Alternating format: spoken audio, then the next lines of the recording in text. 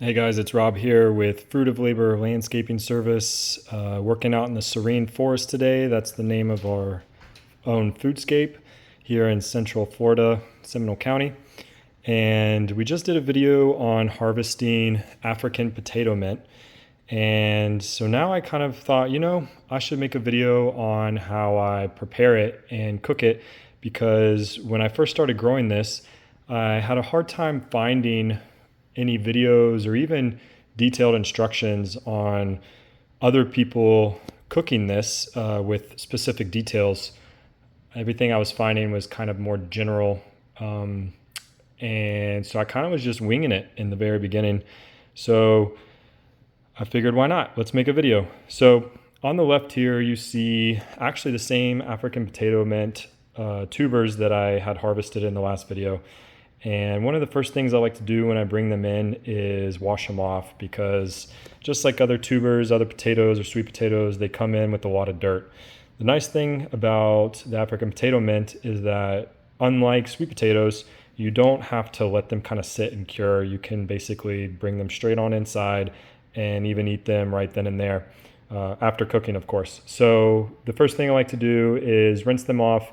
And I found that letting them kind of soak in water for a little bit before I brush them off makes the process a lot easier. So that's what's happening here on the left.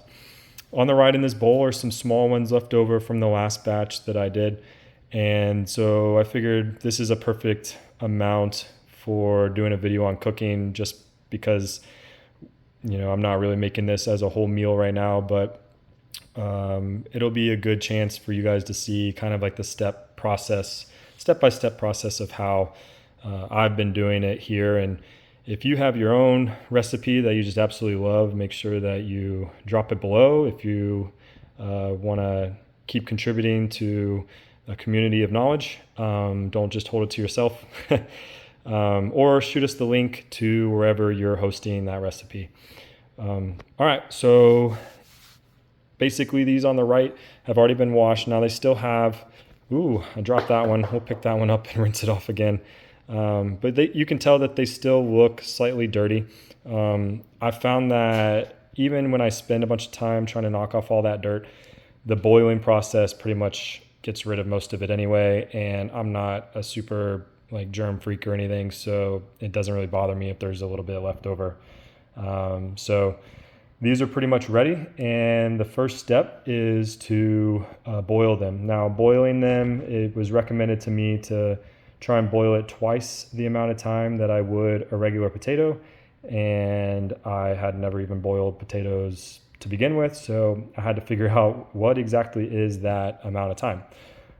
So for African potato mint that is kind of like in this size here, I've found that boiling it for 15 to 20 minutes gets them soft enough to either eat straight out of the pot once it's cooled down, or what I like to do is then transfer it over and kind of finish them off in a frying pan, almost like a saute, or like adding it to a stir fry or something like that. So let's go ahead and I'll get the water boiling and show you guys what all this looks like.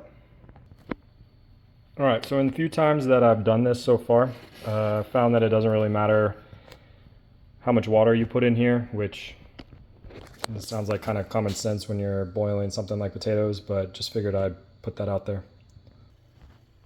I do like to add a little bit of oil. I usually do that for anything I'm boiling, just to reduce the chance of anything sticking. Not that I think that these will, but hey, maybe it even gives it a little bit of flavor. Lately, I've been using a lot of avocado oil just for the health benefits, but I've also used self-made oil from some wild pigs that we harvested this hunting season. And to be honest, I really haven't been able to tell a difference in any taste. So we're just going to get this up to a boil here. I just put it on, so it's going to take a minute on our electric stove.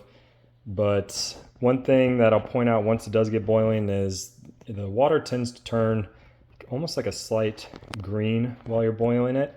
And I don't know if that's what happens with regular potatoes, but everything that I've seen, that's pretty normal for this, so don't be alarmed if your water looks a little gnarly as it's boiling. Also wanted to mention that in the past I've cut these up. I know they're already pretty small, but I've cut them up kind of like what you would imagine chunks to be. The small ones I've left alone, but cutting them up now makes it a whole lot easier when I go to transfer them into the frying pan to get them kind of seared on both sides in a certain way. I also like to make sure that I cut off the bottoms where there would have been roots and make sure that that doesn't go in there because I don't imagine that that would taste very good.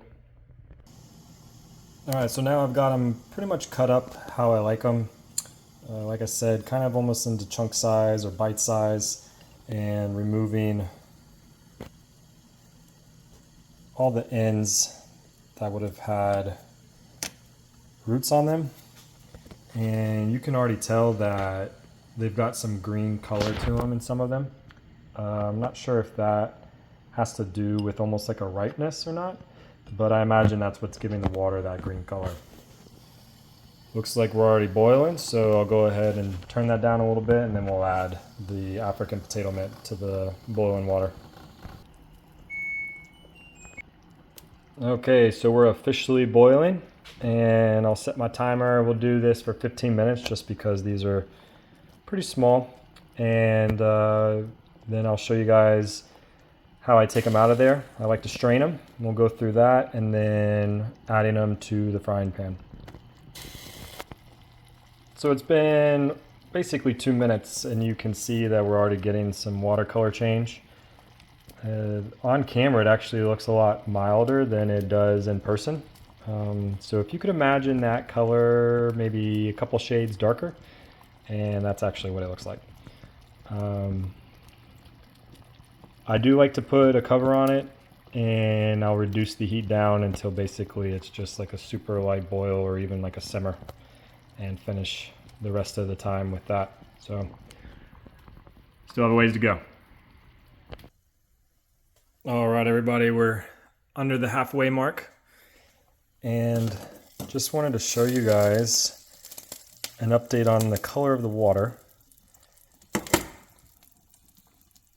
Darker than it was before, and again, in real life, I would say it's probably about 4 shades darker than that. So almost like, hate to say this, but almost like a really dark urine color.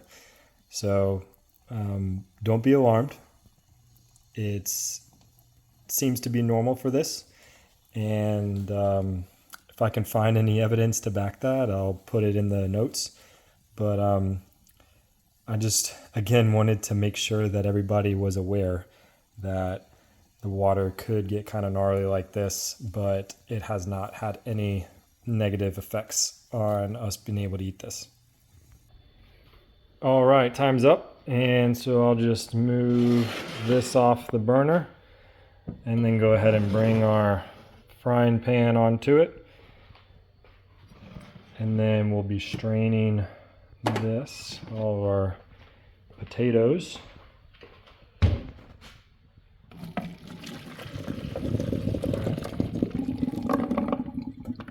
Nice water color going down the drain.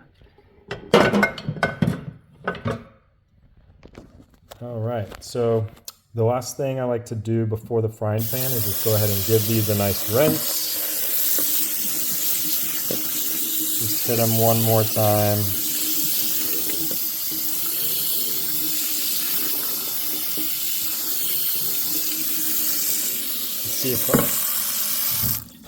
See if I can show you guys some texture. So these are already pretty soft, and that's what we want, is to soften them, soften. We would like to make them softer before putting them in the frying pan. And what I've found that I like to add into the frying pan, especially if I'm not doing like a whole stir fry, is just a little bit of diced garlic, because I mean, honestly, that goes great with anything. and some onion powder, and then salt and pepper like you would to regular potatoes. So we'll let this pan get a little bit hotter, and then once the African potato mint is in the pan, then I'll add the onion powder, salt, and pepper. All right, so our pan seems to have gotten nice and hot, so we'll go ahead and add our tubers.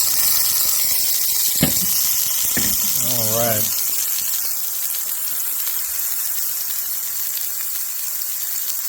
See that grease pop. Next I'll add the onion powder. I love me some onion powder, so I might put a little bit more than most people. And then I'll go ahead and add a little bit of salt. And then, of course, the black pepper as the last thing to go on top.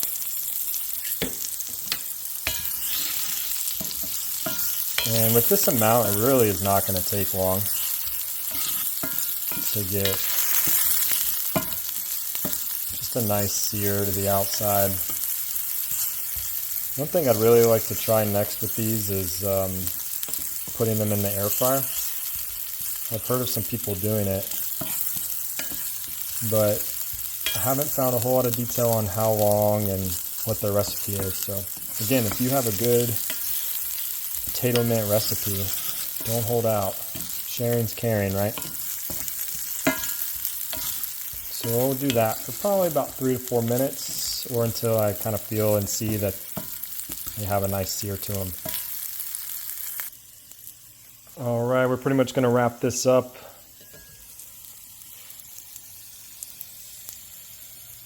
Don't they look good?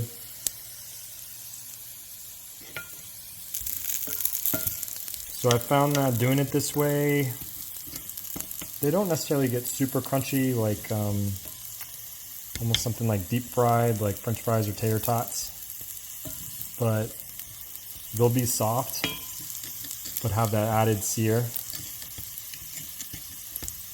and all those extra flavors I added onto them. Make this actually pretty enjoyable.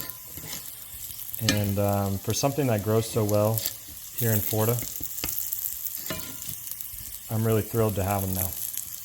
All right, guys, thanks for watching. Let me know what you think, especially if you have a way that you like to cook these. And stay tuned. Hopefully in the spring we'll have some of these for sale at our online store on our Etsy page. And that's it. See ya.